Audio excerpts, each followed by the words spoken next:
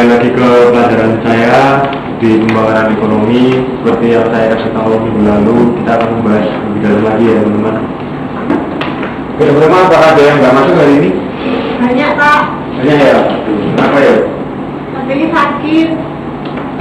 Sudah kalian besok jaga kesehatan. Pokoknya jangan sampai sakit kayak umum, nanti ketinggalan pelajaran kan gimana gitu kan. Yaudah, sebelum kita mulai, alangkah baiknya kita berdoa dulu. Berdoa bimbing sama Bu. Baik Pak, mari teman-teman, sebelum kita memulai pembelajaran, mari kita berdoa mulai, berdoa selesai. Sini saya absen dulu ya teman-teman ya. Yang pertama Adi, Sakit Pak, izin nggak saya. hadir ya. Yang kedua Agnes, Iya Pak. Bowo, Berarti Pak, Lina, Hadir. Ina. Hadir Pak. Udah, oke. Jadi nggak hadir, hanya Adi ya nggak hadir ya. iya Pak. Oke teman-teman, kita masuk ke tujuan pembelajarannya ya teman. Oke, tujuan pembelajaran diharapkan siswa mampu menentukan perbedaan pembangunan dan pertumbuhan ekonomi. Lalu diharapkan siswa dapat menjelaskan perencanaan pembangunan ekonomi dengan benar. Lalu siswa dapat menyebutkan indikator keberhasilan pembangunan ekonomi dengan tepat setelah membaca materi.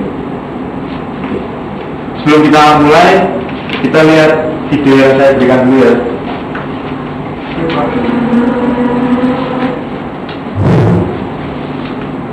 Halo teman-teman, kami sudah bertemu dengan tadi untuk selalu yang kita lakukan tadi. Ternyata itu mencari video saya, kalau tetap berkegiatan, lalu kita akan mencoba dengan mencoba ditambah. Jadi jangan lupa untuk saya. Halo teman-teman, pada kesempatan kali ini kita akan memberikan materi terbuka tentang pertumbuhan ekonomi. Sebelumnya kita sudah membahas tentang apa sih pertumbuhan ekonomi itu, apa saja indikator yang mempengaruhi pertumbuhan ekonomi, dan juga bagaimana cara menentukan pertumbuhan ekonomi. Dan sekarang kita akan mempelajari teori pertumbuhan ekonomi. Yang pertama ada teori ekonomi kredit. Teori ini berfokus pada pasar bebas dan pertumbuhan ekonomi. Tokoh yang pertama yaitu Adam Smith. Adam Smith menyatakan bahwa pertumbuhan ekonomi merupakan sesuatu yang dapat berkembang apabila jumlah penduduk bertambah. Artinya, semakin bertambah jumlah penduduk, semakin banyak pula tenaga kerja yang dapat digunakan untuk memproduksi suatu barang. Tokoh yang kedua yaitu David Ricardo. Tapi Ricardo berpendapat bahwa makin banyak jumlah penduduk akan menyebabkan jumlah tenaga kerja rendah. Kelebihan ternyata dia akan menyebabkan upah menjadi turun. Upah tersebut hanya dapat digunakan untuk membiayai para penduduk ini, sehingga ekonominya akan mengalami kemajuan atau stagnan.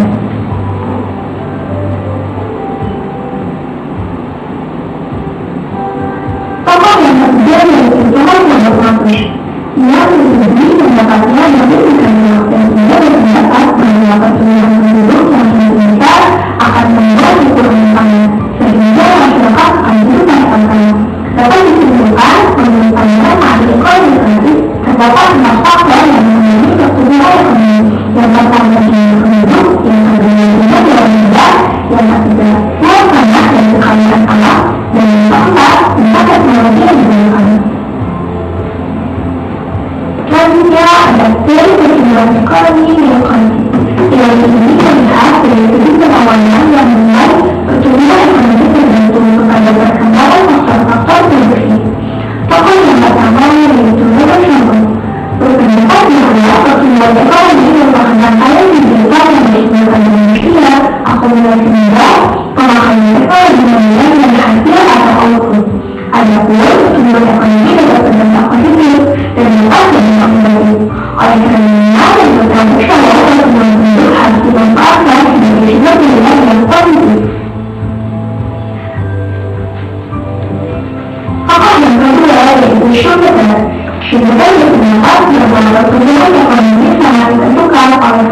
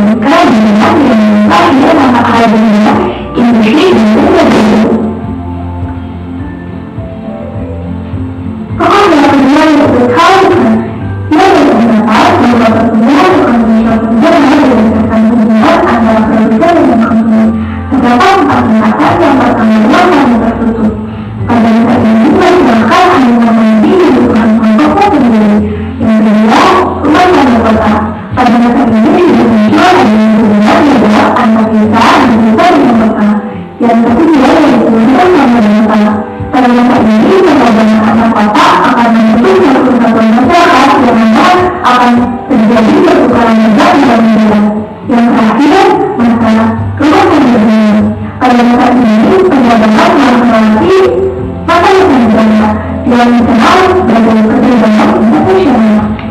Fokus teman-teman.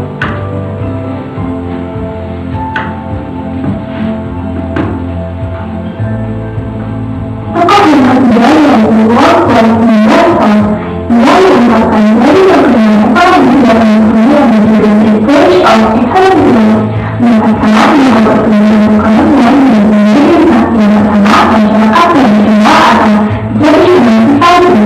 Pada tahapan ini, kehidupan ekonomi berkembang dalam mengikuti kebutuhan pribadi dan menjadi berbeda berdasarkan.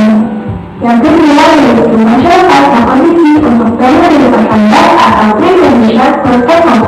Pada tahapan ini jika pertumbuhan ekonomi sedang mulai dalam konteks transisi atau masa ini disebut dengan konteks transisi. Pada masa ini sudah mulai adanya penerapan ilmu pengetahuan yang benar di dalam sistem politik dan juga sudah bentuk uang dan perdagangan. Yang ketiga yaitu masalah standar atau desain. Pada masa ini kekuatan yang dapat mendorong pertumbuhan ekonomi akan diperluas karena tidak investasi di dunia efektif dan tidak produksi di dunia. Dalam pada masa ini juga industri sudah mulai berkembang dalam mengalami ekspansi yang cepat. Yang keempat yaitu berat industri atau material atau bisa disebut juga lapangan. Pada masa ini pertamina berdiri melalui dibanding perekonomian secara terakhir serta lapangan usaha bertambah secara cepat. Dan juga output dapat melampaui pertambahan penduduk artinya tingkat output melebihi jumlah pertumbuhan penduduk. Selain itu, dengan impor yang kalah dapat menghasilkan sendiri dan perekonomian yang menunjukkan kapasitas sendiri melampaui kekuatan industri berdasarkan oleh dengan penerapan teknologi modern.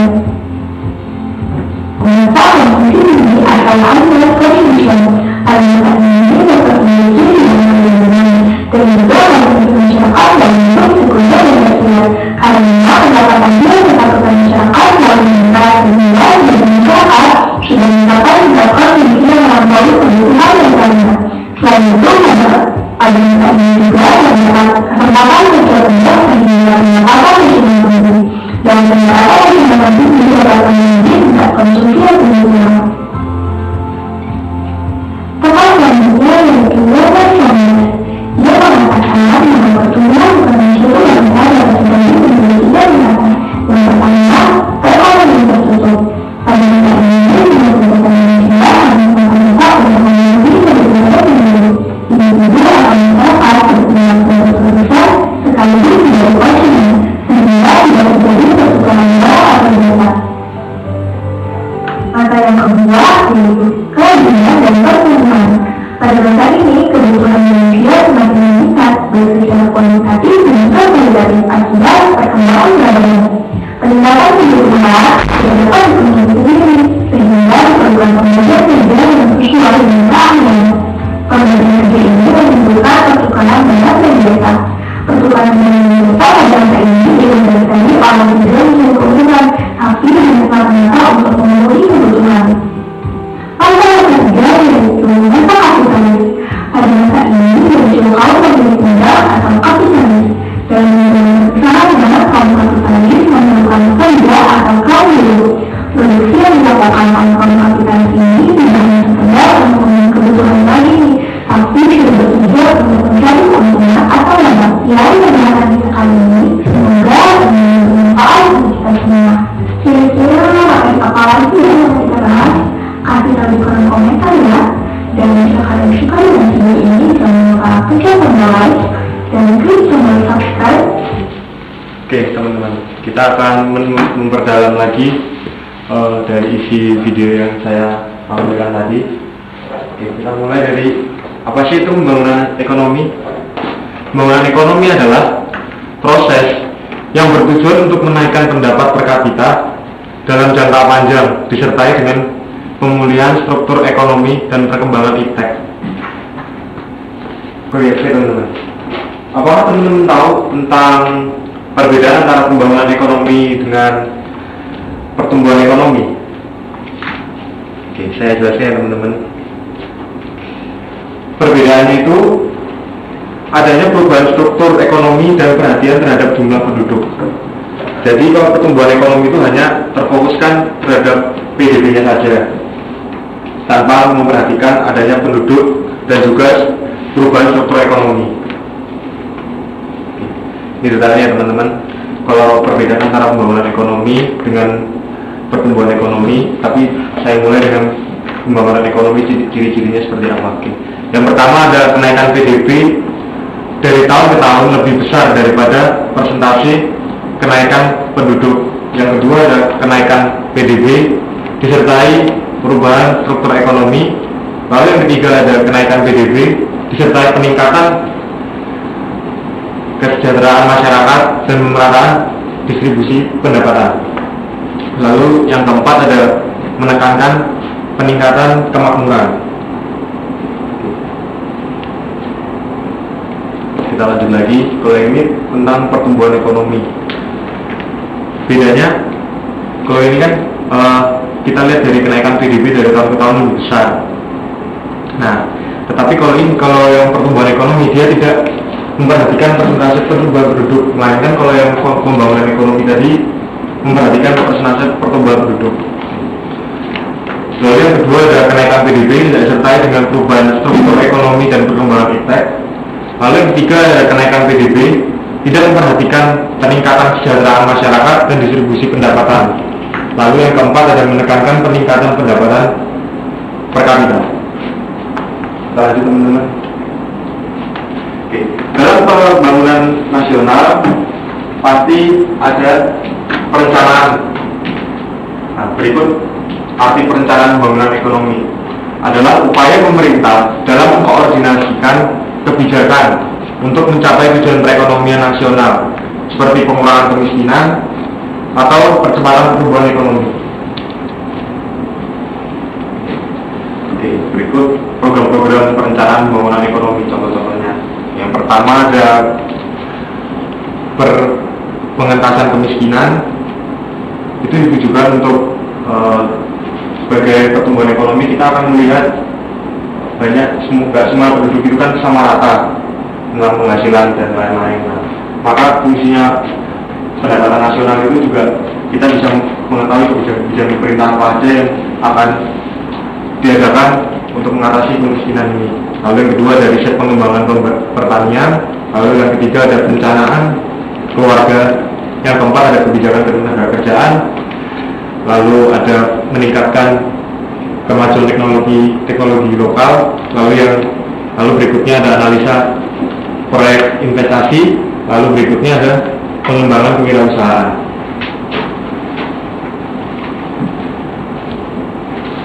Nah, di sini kita akan membahas ciri-ciri perencanaan pembangunan ekonomi.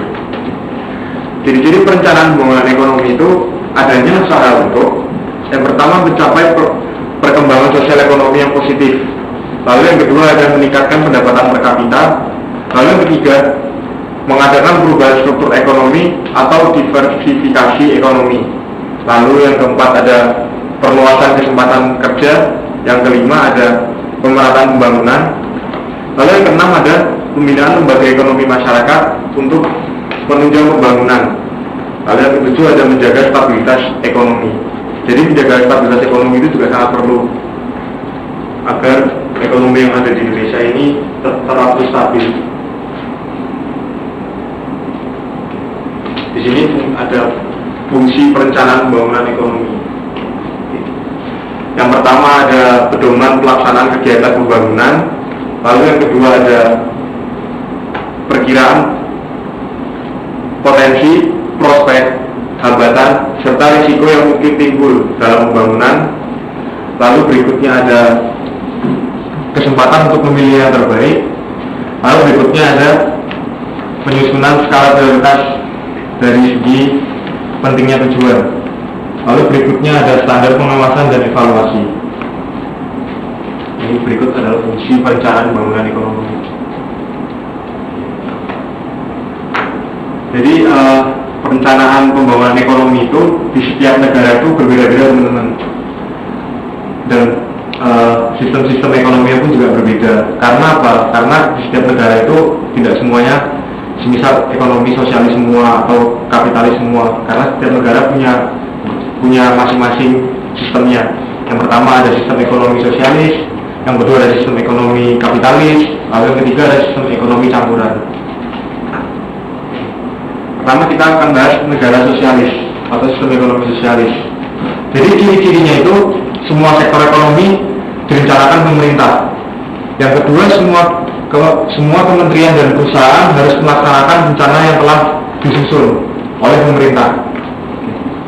Tapi sayangnya negara sosialis ini punya juga kelemahan. Kelemahannya itu adalah yang pertama adalah kecenderungan korupsi di tingkat perencanaan karena direncanakan pemerintah. Ya, karena semua yang membuat itu adalah pemerintah, sehingga pemerintah bisa bermain dalamnya. Itu adalah contoh pemerintah yang nakal. Lalu yang kedua adalah menyebabkan kelangkaan atau kelebihan produksi barang jasa karena sulitnya identifikasi kebutuhan. Nah, jadi negara sosialis ini dia tidak memperhatikan setiap kepala keluarganya, sehingga pemerintah belum terlalu sesuai dalam produksi barang atau jasa. Lalu yang ketiga adalah kebosanan dan hilangnya minat berinovasi karena standarisasi kebutuhan manusia. Nah, yang di sini nih karena apa? Karena semuanya itu yang berasal dari pemerintah yang membuat peraturan semua itu pemerintah, sehingga masyarakat tidak bisa menyuarakan apa yang mereka punya atau mau berinovasi gitu. Mereka tidak bisa, makanya akan hilang rasa kebosanan atau hilangnya minat berinovasi. Lalu yang keempat itu biaya yang mahal karena memerlukan tenaga ahli di berbagai bidang. Oke.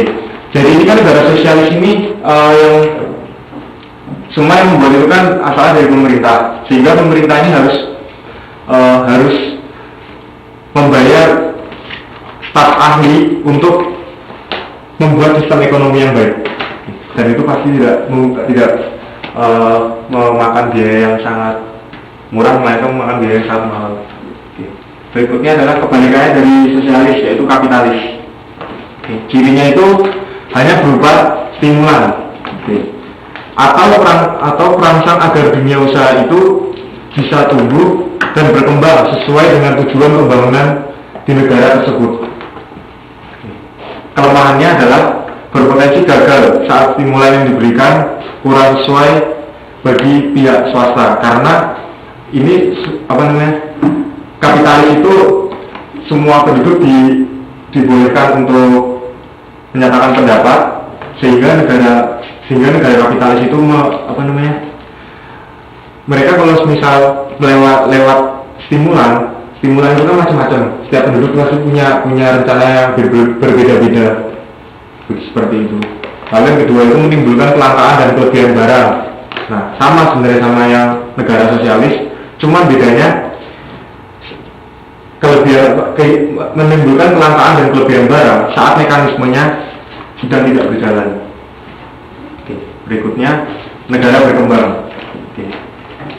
Negara berkembang ini contohnya Indonesia. Kalau yang negara sosialis tadi itu Korea Utara. Di sini cirinya negara berkembang itu akan berhasil jika mengadopsi kebaikan dari sistem sosialis dan kapitalis. Jadi negara berkembang itu dia lebih seimbang, serta menghilangkan keburukan dari kedua sistem tersebut. Kelemahannya, kelangkaan SDM, ahli untuk menyusun perencanaan, terus perekaman data dan lembaga kurang memadai. Karena seperti yang kita tahu bahwa negara berkembang itu SDM-nya sangat kalah dengan negara-negara yang maju. Jadi kita lebih susah dalam menemukan sumber daya manusia yang benar-benar layak. Lanjut. Oke, jadi perencanaan pembangunan itu ada jangka waktunya, teman-teman. Ada jangka pendek, jangka menengah, terus ada juga jangka panjang.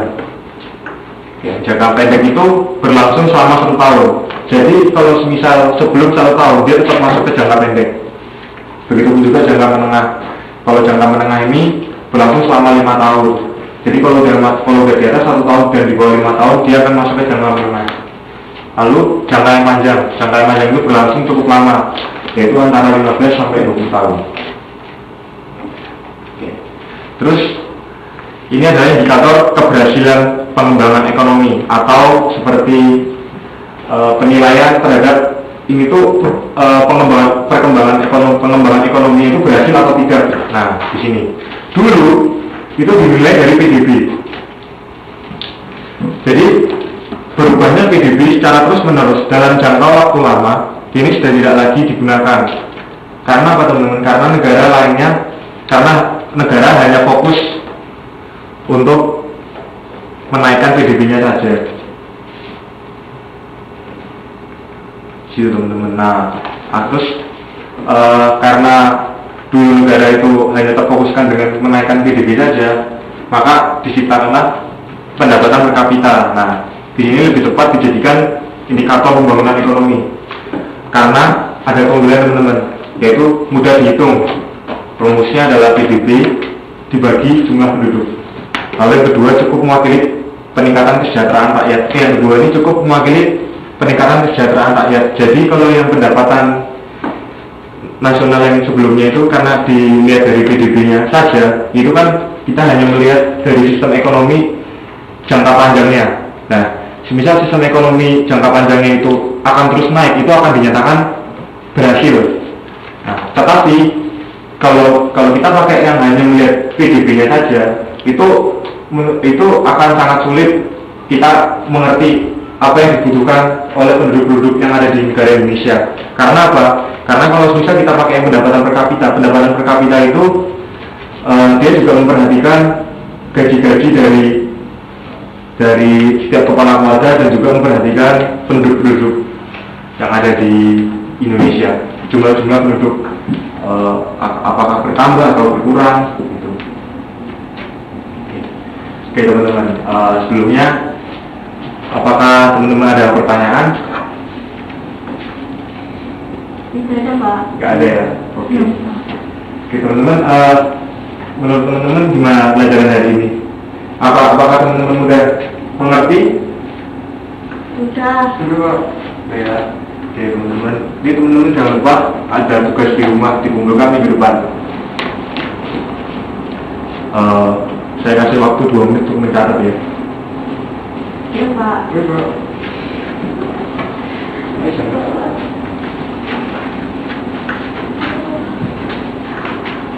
Tugas di rumahnya itu adalah yang pertama, apa yang harus dilakukan penduduk pedalaman yang daerahnya masih belum dilakukan pembangunan oleh pemerintah agar desanya tetap dapat bertahan dalam suatu sistem.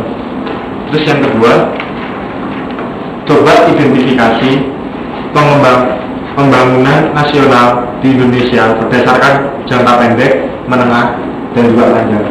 Ya teman-teman. Tulis tangan apa ketik Pak? Di ketik aja lah biar mudah, tapi bebas sih teman-teman. Yang teman-teman muda dilakukan saja. Oke. Sebelum selesai ini, saya bagikan materinya dulu ya teman-teman. Buat materi minggu depan biar kalian bisa lebih bisa lagi.